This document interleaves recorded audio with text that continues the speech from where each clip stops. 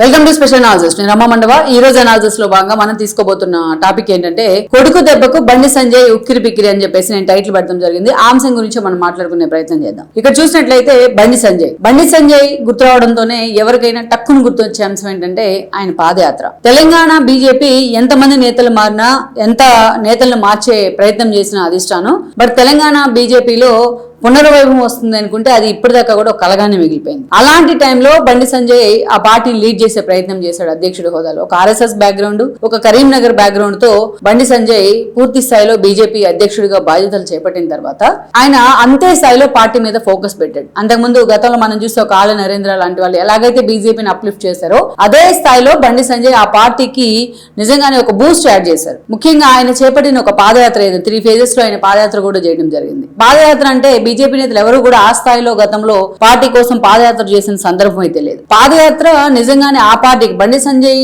Character పరంగా ఆయన evolute అవడమే కాదు, పార్టీకి లాయల్టీ పరంగా ఆయన పూర్తి స్థాయిలో నిరూపించుకోవడమే కాదు, బండి సంజయ్ పాదయాత్ర అనేది బీజేపీకి కూడా నిజంగానే ఒక బూస్ట్ అయితే తీసుకొచ్చింది. ఒక దశలో ఆ పాదయాత్ర చూసిన తర్వాత కేసీఆర్ వర్సెస్ బండి సంజయ్ అన్న ఈక్వేషన్ కూడా తెర మీదకి వచ్చింది. ఆఖరికి ఎంత దూరం వెళ్ళిందంటే ఇది ఒక దశలో బీజేపీని బండి సంజయ్ ఇలాగే బీజేపీని లీడ్ చేస్తే అధికారంలోకి బీజేపీ రావడం ఖాయం తెలంగాణలో అన్న చర్చ కూడా జరిగింది. మనం చూసాం బండి సంజయ్ ఆ బాధ్యతలు స్వీకరించిన తర్వాత ఒక దుబ్బాక ఉప ఎన్నికలో బీజేపీ ఆ సీట్ ని గెలుచుకుంది. ఆ తర్వాత గ్రేటర్ ఎలక్షన్స్ తమ పెర్ఫార్మెన్స్ ఏంటో చూపించగలిగింది. ఆ తర్వాత హుజూరాబాద్ ఈటెల రాజేంద్ర బయటకు వచ్చి బీజేపీ అభ్యర్థిగా పోటీ చేస్తే ఆ రోజు వ్యవస్థలన్నింటినీ కేసీఆర్ మోహరించారు. ఈటెల రాజేంద్ర ఒక్కడు ఒకవైపు ఉన్నారు. అయినా సరే ఆ రోజు ఈటెల రాజేంద్ర గెలవడం జరిగింది. సో ఇవన్నీ అధ్యక్షుడిగా ఆ రోజు బండి సంజయ్ ఉన్నారు కాబట్టి ఆయన ఖాతాలోనే పడ్డాయి. ఇక ఒక మునుగోడు ఉప ఎన్నికలో ఆ పార్టీ ఓడిపోయిన తర్వాత బండి సంజయ్ ని పక్కన పెట్టేసే ప్రయత్నం జరిగింది. చాలా మంది వద్దన్నారు. అప్పుడు చాలా మంది బీజేపీ కేంద్ర పెద్దలను కూడా వారించే ప్రయత్నం చేశారు. కానీ ఆ రోజున అప్పటికే కేసీఆర్ వడ్ల కొనుగోలు అంశం కేంద్రంగా ఎప్పుడైతే హుజూరాబాద్ లో ఓడిపోయారో అప్పుడు కేసీఆర్ ఉలికి పడ్డారు. వడ్ల కొనుగోలు అంశం కేంద్రంగా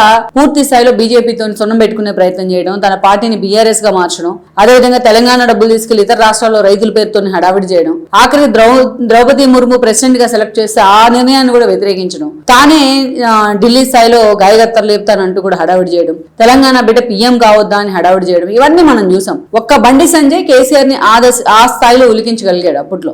అలా బండి సంజయ్ అంటే ఇక అది పాదయాత్ర అంటే పక్కన పెడదాం. అదేవిధంగా ఒక ఎమోషన్, ఆయన మీరు అబ్జర్వ్ చేస్తే ఆయన మాట్లాడే జనంతో మాట్లాడే తీరు కానీ, జనంతో ఆయన కనెక్ట్ అయ్యే తీరు కానీ డిఫరెంట్ గా ఉంటుంది. తాను కరడుగట్టిన హిందుత్వ వాదిని, కరడుగట్టిన బీజేపీ వాదినను, కరడుగట్టిన ఆర్ఎస్ఎస్ బ్యాక్గ్రౌండ్ అను దాన్ని ఎక్కడ కూడా దాచుకోవడానికి ఆయన ప్రయత్నించడు. చాలా మంది పొలిటీషియన్స్ నటిస్తూ ఉంటారు. లోపల వాళ్ళకి చాలా భక్తి భావాలు, తమ మతం అంటేనో తమ కులం అంటేనో అంత ఇష్టం ఉన్నా బయటికి మాత్రం సెక్యులర్ పేరుతో హడావుడి చేస్తూ ఉంటారు. కానీ ఇతను ఎప్పుడు కూడా తన లోపల ఉన్న భక్తిను, తన ఆర్ఎస్ఎస్ అను ఈ భావజాలాన్ని దాచుకోవడానికి అతను ఎప్పుడు కూడా ప్రయత్నం చేయలేదు. అవుట్ అండ్ రైట్ మాట్లాడతాడు ఏదైనా సరే. మనం చూసాం ఒక భాగ్యలక్ష్మి టెంపుల్ దగ్గరికి వెళ్ళి ఆ రోజు ఓవైసీకి సవాల్ చేయడం కానీ, ఇలా ప్రతి విషయంలో ఏదైతే కేసీఆర్ హిందూగాళ్ళు బంధుగాళ్ళు అన్నప్పుడు ఆ అంశాన్ని జనంలోకి తీసుకెళ్లే ప్రయత్నం చేయడం కానీ, ఇలా బండి సంజయ్ ఒక వైపు నుంచి పార్టీని పాదయాత్ర రూపంలో బలోపేతం చేస్తున్నాయి అధ్యక్షుడి హోదాలో, ఇంకో రూపంలో చూస్తే ఆ స్థాయిలో అటు కాంగ్రెస్ ను కానీ ఇటు బీఆర్ఎస్ ను కానీ డిఫెన్స్ లో పడేయగలిగారు. ఈ రోజు టీఆర్ఎస్ బీఆర్ఎస్ గా మారి తన ప్రస్థానం ఆ స్థాయికి వెళ్ళింది అంటే బండి సంజయ్ పుణ్యమే, అది ఎవ్వరూ కాదనలేని వాస్తవం. సరే, మునుగోడు ఉప ఎన్నిక తర్వాత అనేక కీలక పరిణామాలు వచ్చాయి. కేసీఆర్ బీజేపీని నిజంగానే మ్యానిపులేట్ చేయగలిగారు. కిషన్ రెడ్డి లాంటి వాళ్ళని తీసుకొచ్చి ఆ ప్లేస్ లో పెట్టారు. ఎప్పుడైతే బండి సంజయ్ని పక్కకు పంపించారో అప్పుడు obviously BJP down fall start అయింది. 8 సీట్లకు ఒక దశలో అధికారంలోకి వస్తుంది అనుకున్న బీజేపీ అసెంబ్లీ ఎన్నికల్లో 8 సీట్లకు పరిమితమైంది. ఆ తర్వాత ఎంపీ ఎలక్షన్స్ వచ్చినా కూడా అదే పరిస్థితి. అయితే బండి సంజయ్ లాంటి ఒక పవర్ఫుల్ నేతను తీసి పక్కన పెట్టారు కాబట్టి బీజేపీ చూడండి, మీరు ఎప్పుడైనా సరే కరెక్ట్ గా ఒక పీక్ స్టేజ్ లో ఒక పార్టీ వెళ్తుంది అనుకున్నప్పుడు ఇలాగే చేస్తూ ఉంటుంది. లైక్ తమిళనాడు మనం చూసాం. పళనిస్వామిని నమ్ముకుని అన్నామలైని ఎలా అయితే పాపం ఆయన్ని పూర్తిగా పార్టీ అధ్యక్ష బాధ్యతల నుంచి పక్కన పెట్టారు. కనీసం మొన్నటి ఎన్నికల్లో ఆయనకి టికెట్, బండి సంజయ్ కనీసం టికెట్ అన్న ఇచ్చారు. ఎంపీ ఎలక్షన్స్ లో ఎమ్మెల్యే కూడా ఇచ్చారు. ఆయన ఓడిపోయారు, మళ్ళీ ఎంపీ అయ్యారు, మళ్ళీ కేంద్ర మంత్రి అయ్యారు, సహాయ మంత్రి అయ్యారు. దాని అన్నామలైని కూడా అంతే చేశారు. వీళ్ళు కనీసం టికెట్ ఇవ్వలేదు. పళనిస్వామి పక్కన పెట్టారు అని చెప్పేసి పూర్తిగా పళనిస్వామిని నమ్ముకుని అన్నామలైని దూరం చేసుకుంది ఈరోజు బీజేపీ. ఒక్క స్థానానికి తమిళనాడు పరిమితం కావడం జరిగింది. Same as like Telangana and Bandi Sanjay. So అలా బండి సంజయ్ అనేది ఒక బీజేపీకి ఒక బూస్ట్. బండి సంజయ్ పేరంటేనే ఒక వైబ్రేషన్. అది ఎవరు అవునన్నా ఎవరు కాదన్నా అది వాస్తవం. గతంలో ఏ నేతలు కానీ, బీజేపీని రిప్రజెంట్ చేసే నేతలు కానీ, ఆ తర్వాత ఇప్పుడున్న నేతలు కానీ ఫ్యూచర్ లో చేయబోయేవాళ్ళు. కానీ బండి సంజయ్ అంత అగ్రెసివ్ పొలిటీషియన్స్ బీజేపీలో ఎవరు లేరు. పార్టీ కేంద్ర అధిష్టానం ఏం కోరుకుంటుందో అది తాను ఇంప్లిమెంట్ చేయగలిగాడు. పార్టీ క్యాడర్ని ఆలోచనలో పడేయగలిగాడు.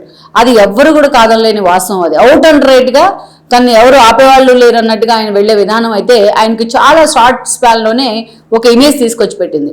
ఈ రోజు చూస్తే ఆయన కేంద్ర మంత్రి స్థానంలో, సహాయ మంత్రి స్థానంలో ఉన్నారు. ఒక కేంద్ర హోంకి సహాయ శాఖ మంత్రిగా ఉన్నారు.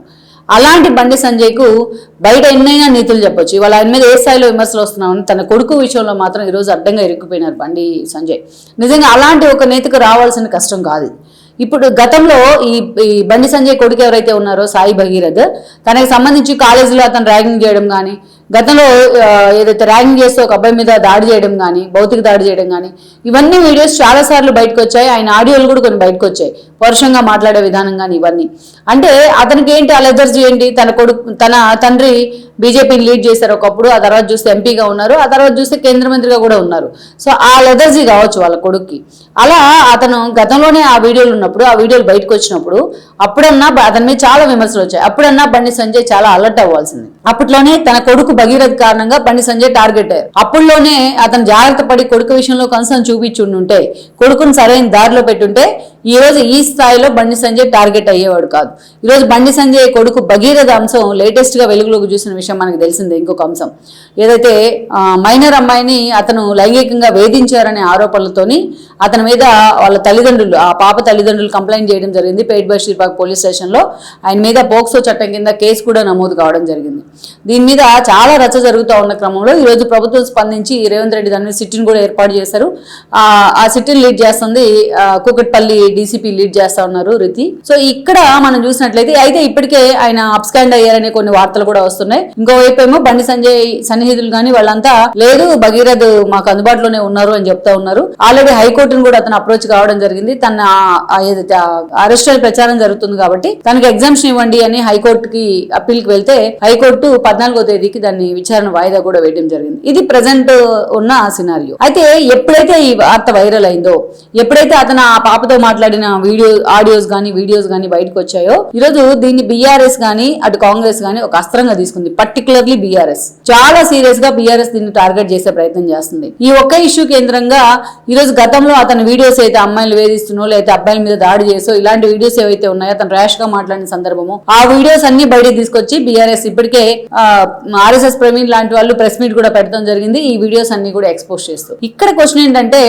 భగీరథ్ ని పూర్తి స్థాయిలో వాళ్ళు టార్గెట్ చేసే క్రమంలో ఈ రోజు బండి సంజయ్ టార్గెట్ చేస్తా ఉన్నారు. ఒకప్పుడు కేసీఆర్ తో డి అంటే డి అని, నువ్వంటే నువ్వా అంటూ కూడా పోటీ పడ్డారు బండి సంజయ్. అలాంటి బండి సంజయ్ ఎప్పుడు ఏ ఇష్యూలో ఎక్కడ కూడా బీఆర్ఎస్ కి కానీ కాంగ్రెస్ కి కానీ ఇప్పుడు దాకా ఆయన దొరకలేదు. అలాంటిది తన కొడుకు విషయంలో ఆయన ఈ రోజు అడ్డంగా బుక్ అయ్యారనుకోవాలి. నిన్న మొన్న మాట్లాడుతూ మోడీ సభలో కూడా ఆయన నన్ను అనవసరంగా వ్యక్తిగతంగా టార్గెట్ చేస్తున్నారు, నా మీద కోపాన్ని నా కుటుంబం మీద చూపిస్తున్నారు అన్నారు. కాదు, ఇది తప్పు బండి సంజయ్ వైపు నుంచి. బండి సంజయ్ ఫాలోవర్స్ గానీ ఫ్యాన్స్ గానీ ఇది ఎవరు కూడా ఊహించరు. ఎందుకంటే బండి సంజయ్ తన కొడుకు మీద ఆరోపణలు వచ్చిన డే 1 అతని కంట్రోల్లో పెట్టే ప్రయత్నం చేస్తే అప్పుడు ఈ పరిస్థితి వచ్చేది ఉండేది కాదేమో. ఎందుకంటే అతను ఒక ఎంపీగా రిప్రజెంట్ చేస్తా ఉన్నారు, గతంలో కూడా చేశాడు, పార్టీకి అధ్యక్షుడిగా చేశారు, పార్టీ శాఖ తెలంగాణ శాఖ, ఇప్పుడు కేంద్ర సహాయ మంత్రిగా ఉన్నారు. ఆ స్థాయిలో ఉన్న ఒక వ్యక్తి అది బండి సంజయ్ కాదు. ఆ ప్లేస్ లో కిషన్ రెడ్డి ఉన్నా, కేసీఆర్ ఉన్నా, రేవంత్ రెడ్డి ఉన్నా, ఎవరున్నా ఆ స్థాయిలోనే మీడియా దాన్ని ఫోకస్ చేస్తూ ఉంటుంది. కానీ ఈ రోజు అతని కొడుకు కారణంగా అతను డిఫెన్స్ లో పడతా ఉన్నారు. అందరూ ఏమంటా ఉన్నారు, ప్రపంచం మొత్తానికి బండి సంజయ్ నీతులు చెప్తాడు, నిజాయితీ గురించి మాట్లాడతాడు, మరి తన కొడుకుని కంట్రోల్లో ఎందుకు పెట్టుకోలేదు అని చెప్పి చాలా సీరియస్ గా బండి సంజయ్ ని ఈ రోజు టార్గెట్ చేస్తున్న పరిస్థితి. ఇప్పటికే ఆ పార్టీ నుంచి పార్టీ అధ్యక్షుడు రామచంద్రరావు కూడా స్పందించారు. ఆల్రెడీ పోలీసుల చేతిలో ఉంది, కోర్టు కూడా వెళ్ళింది కాబట్టి మేము దీని మీద ఎక్కువగా మాట్లాడడం, లెట్ దెమ్ ఎంక్వైరీ అని చెప్పేసి ఆయన సింపుల్ గా మాట్లాడి దాన్ని వదిలేయడం జరిగింది. అయితే ఇక్కడ ఇంకొక ఇష్యూ ఏమైందంటే ఆ స్థాయిలో బండి సంజయ్ టార్గెట్ అవడానికి పార్టీ నుంచి అంతగా సపోర్ట్ లేకపోవడానికి మరొక కారణం ఏంటంటే ఆ పార్టీలో ఉన్న గ్రూపులే.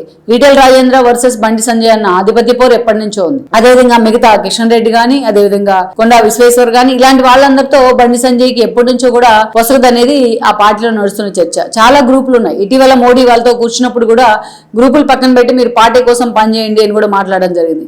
ఒక ధర్మపురి అరవింద్ ఈ రోజు ఆ కేసు అంతా టైట్ అవడానికి కూడా ధర్మపురి అరవింద్ కారణమైన ప్రచారం అయితే జరుగుతోంది. It is fact are not.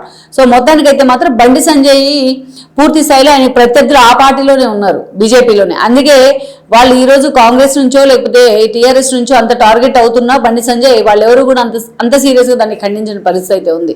So మొత్తానికైతే మాత్రం ఈ రోజున బండి సంజయ్ లాంటి ఒక పూర్తి స్థాయిలో ఒక లీడర్గా ఎమర్జ్ అయి చాలా తక్కువ సమయంలోనే బీజేపీకి తనకు ఒక పేరు తెచ్చుకుని ఒక ఇండిపెండెంట్గా ఎదుగుతూ బీజేపీకి పేరు తెచ్చిన నేత ఆయన. అలాంటి నేత నిజంగా ఒక డేరింగ్ అండ్ డాషింగ్ ఇప్పుడున్న పొలిటీషియన్స్లో అవుట్ అండ్ రైట్గా మాట్లాడే వ్యక్తి. అలాంటి బండి సంజయ్ ఈ రోజున తన కొడుకు కారణంగా ఈరోజు అన్ని పార్టీలతోని టార్గెట్ చేయించుకుంటూ ఉక్కిరి బిక్కిరి అవుతున్న పరిస్థితి అయితే ఉంది. అందుకే పెద్దవాళ్ళు చెప్పేది ముందుగా ఇంటిని చక్కదిద్దుకున్న తర్వాతే సమాజాన్ని చక్కదిద్దాలనేది. ఈరోజు కేవలం తన కొడుకుని ఆయన ప్యాంపర్ చేసిన కారణంగానే బండి సంజయ్ ఈ రోజున ఈ పరిస్థితిని ఎదుర్కోవాల్సిన సందర్భం ఇది.